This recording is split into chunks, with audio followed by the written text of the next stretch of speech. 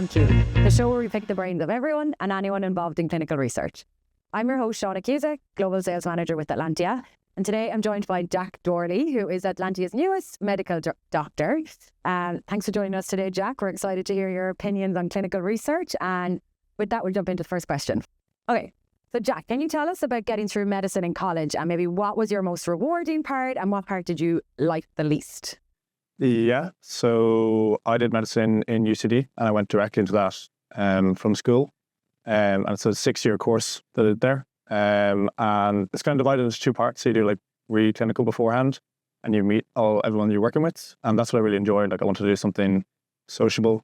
And I really liked people I met. Like they were all very, they were a bit mad, but they were very interested in life and things. And then you move in later on to going into the hospitals, like clinical practice, and then you get to meet like obviously the great wider world. Yeah. So I really enjoyed that part of it. And is your part like 1 and 2, are they even years? So in the 3 and 3? It's like you start off in preclinical in UCD it's for 4 years. Then in some colleges I think it's a little bit less, and then 2 years at the end where you're released into the hospital. Okay, and is a lot of the preclinical like that in lecture halls, library doing research, or are you actually doing hands-on work as well? It's mostly like you're in lectures, you do labs, like you have the weird stuff like the cadaver labs as well. Lovely. Which everyone is interesting. Yes. But mostly it's just on campus, and then you do like a week here or there, maybe in a GP practice. But then most of the hospital stuff is then in the last 2 years. Out into the big bad real world. And it really, it gets turned up a lot. Okay. Regards to how much work you have to do.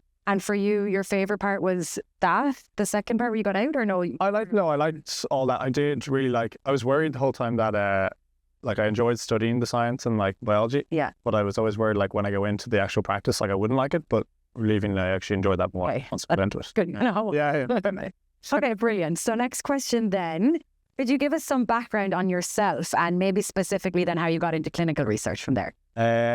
So when I was in med school itself, I think I read Head's book and I was like, this stuff seems really cool about the microbiome and everything. Professor Ted Down in our medical, for anyone that doesn't have a book. And so I then was like, I'd love to go down and try work with his lab, which is APC in Cork. Okay. Again, for anyone that doesn't know, Atlantia is a spin-off of APC, so a lot of connections here already before you even came to Atlantia. Yeah, so before there, I was at this like the original kind of lab, and I remember I was emailing them a lot. Like they're really busy. They get a lot of medical students from all over the world apparently. Yeah. So it was actually difficult to get any reply from them. So I was sending them over and over, sending them emails, but I was in Dublin and they were in Cork, so I think they weren't too interested. So in the end, I actually decided to sign up as a test subject, as a participant. And turned up in Cork, got all the tests and everything. And then at the end, I was asking the researchers, like, can I actually work, on your side of the table? Oh, very good. They kindly said yes. And I was able to go there for a few weeks in college. That was only for a short time though, but I knew I'd like to go back at some point. So once I finished med school and then did my intern year, so a year of working in the hospitals, I decided to come back to clinical research. So I heard there was a job here, and it was a spin-off from APC, so I applied to that. So you got a little taste for it then when you're at the APC and you knew kind of that's the road you wanted to go down then? Yeah, exactly. Okay. So persistence is key, isn't it? Yeah, exactly. And did you enjoy taking part in the trial then from the other side of it? I know now you're on the CRO side, but from the participant side, did you enjoy that? Yeah, it was funny. I had to do some of the weird tests, like you have to test your stress. They get you put a hand in an ice bucket. Oh, yeah, okay, yeah. Like someone just stares at you to stress you out. Like a lab rat. Yeah. That was a little bit. But fun. Probably prefer it from the other side. Yeah. Okay, brilliant. And then maybe into the role that you have here. So can you explain a bit more about that and give us maybe what a typical day looks like for you? Yeah, so here, as a trial doctor, my main job is looking after safety of participants. So generally, everyone who's doing the research asks the participants lots of questions, and they also take blood samples. Yeah. And then my job is to basically look at those blood samples and vitals and see is there anything unsafe there that might mean they have to stop the trial, or even just to have some follow-up with their own GP. So I look through that. Outside of that, I also, when a new trial is starting or finishing, I might help set up a plan for how to keep participants safe. And then at the end, we do a review of any kind of safety issues that might have come. Okay. As well as that, I'm hoping to maybe get into making some educational videos about the microbiome, and also maybe getting into writing the actual reports at the end, and get involved in Okay. So you would have some sponsor contact as well to write the study.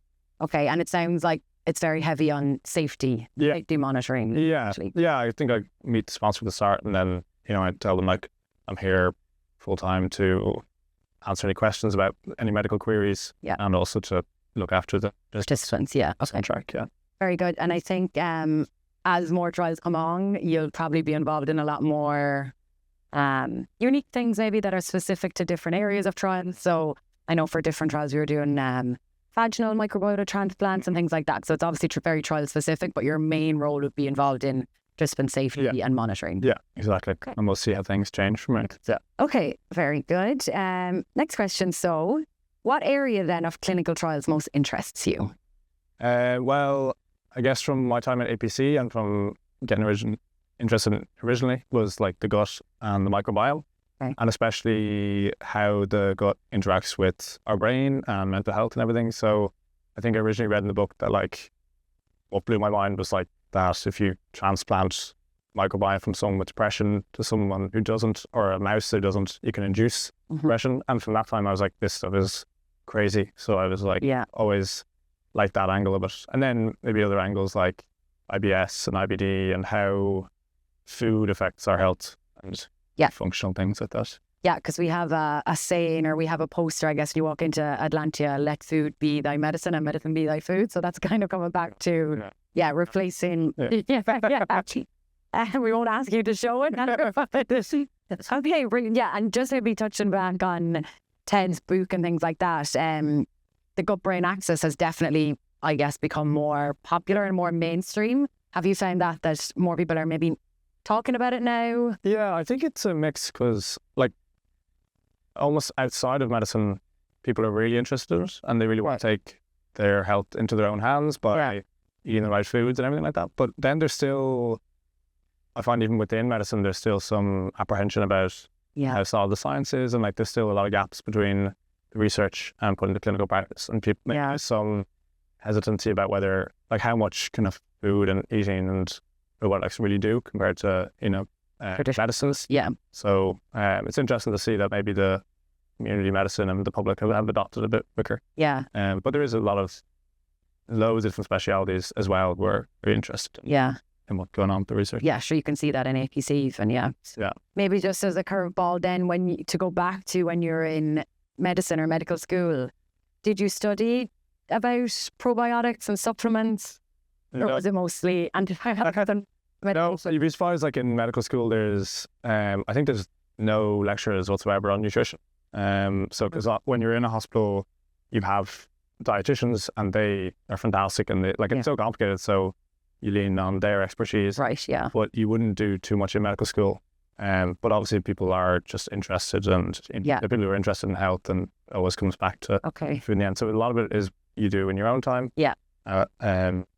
And maybe just from your perspective, do you think there should be more of a, I guess maybe blend is the wrong word, but blend between nutrition and medicine? Yeah, I think like at this point we need, if we're looking at, how smoking affects health, like you got to be looking at how certain foods affect health, both good or bad. So maybe at some point they should, introduce food and nutrition into medicine a bit more. Yeah. I'd be on the same page on that. So. Okay, so normally we do a quick fire round, but we're going to switch it up today and just do a this or a that. So very easy. You don't really have to think. You just have to say this or that. Okay, so number 1, coffee or tea? Tea. Early bird or night owl? Early bird. Summer or winter? Summer. Cats or dogs? Dog. Oh, thank God. The horror movie or comedy movie? Horror. Pizza or pasta? Pizza. Whiskey or beer? Oh, beer. Oh. Backpacking or a luxury hotel? Backpacking. And exploring the ocean or exploring space? The ocean. Hey, I learned a lot about you there. Back into the serious business of clinical research. Okay, so are there any skills that in your role you think are essential to the success of a clinical trial? Well, I'm only new to it, I guess, so I wouldn't know exactly what makes you fantastic at it, but I do find like here, for example, there might be like 5 or 6 trials ongoing at one point, which some might be starting, some are right in the middle, and some are finishing. So I guess being organized and make sure you're taking down pretty carefully what you need to get done in a day, keep track of everything. And then I guess the advantage here is that I'm in-house all the time, so being able to talk with the team, find out what needs to be done, and answer any queries. So good communication. Good communication. I mean, it's handy that they're right outside your door, so they're easy. If something comes up or if they have a quick question, they can just literally knock on your door and ask you, rather than maybe sending you an email, waiting for a response. It's quick response times. Yeah. So communication and organization are 2 of your most important skills. Very good. Okay. Next one then, is there any advice that you would give to other doctors or medical professionals who might be interested in pursuing clinical research? Again, I guess I'm new to it, but I suppose within medicine, there can be a bit of a habit of just sticking to hospital medicine. Like, it's how we're trained. We train in hospitals with the HSC, and sometimes it can be a bit hard to look outside that pathway. And you might even be aware, like, there's plenty of other, avenues to go down, plenty of other jobs out there. So even just to look outside and see that there is a lot of employment and people really looking for doctors to get involved with clinical trials. Yeah. Because I guess we might be looking to get involved with clinical trials and not know how, but also there's companies out there looking, and research companies looking for people who work within clinical practice who they want to get involved to bridge that gap between the two. Might be something that, it's just overlooked, I guess, by a lot of medical students. When they're coming out, they're going straight to hospital, GPs, and we can be in our own bubble a bit sometimes. I mean, would you recommend going down the research? Yeah. Okay, good. Let's just say that. Okay, last question, Jack, then. If you didn't study medicine, is there any other area that you could have ended up in? I think so. Like, I actually think that when I first started medicine, I wasn't so sure, but I did grow to like it over time. But when I was in school, I was really into art as well. Okay. And at the time, I didn't give it too much serious thought, but throughout college, I was always wondering if I might want to try to do art, maybe. Yeah. Or take a year off to do it or something like that. So that's so different. Very different. But it's nice, like, and like, I've gotten into painting, especially during COVID, when I think we all had a chance to try something new. I got into painting and very much enjoyed that. I think my heart still lies with doing medicine and clinical practice, but that was something that was always... Well, it's nice you could do that in your spare time as well. It's not something that you have to do as a full-time job. You could do it as maybe a hobby or an interest. I think it's hard to get a 40-hour week. Yeah. At bar, to be fair. You never know, maybe when you retire, you could open up your own studio. And is it only painting that you're interested in, or are you interested in... I actually used to do a little bit of spray painting as well, but that was a very short-lived career. No street graffiti, though? Illegal places. Okay. Yeah, nothing. Nothing in for words. Okay, but no sculpting? No. Okay. Painting, drawing. Okay. Yeah. And did you do art in secondary school? Yeah. Okay, very good. So that was where it sparked your interest. Exactly. Well, and then I always did as a kid because my parents are architects, so... Oh, okay. So you do have that artistic brain as well. Something came through, Okay, very good. Okay, well, thanks, William, for joining us. It was great talking to you, and we'll see you in the next episode. Thanks, guys. Okay, so we've come to the end. If you enjoyed this, don't forget to like, comment, and subscribe below, because we have plenty more content coming soon.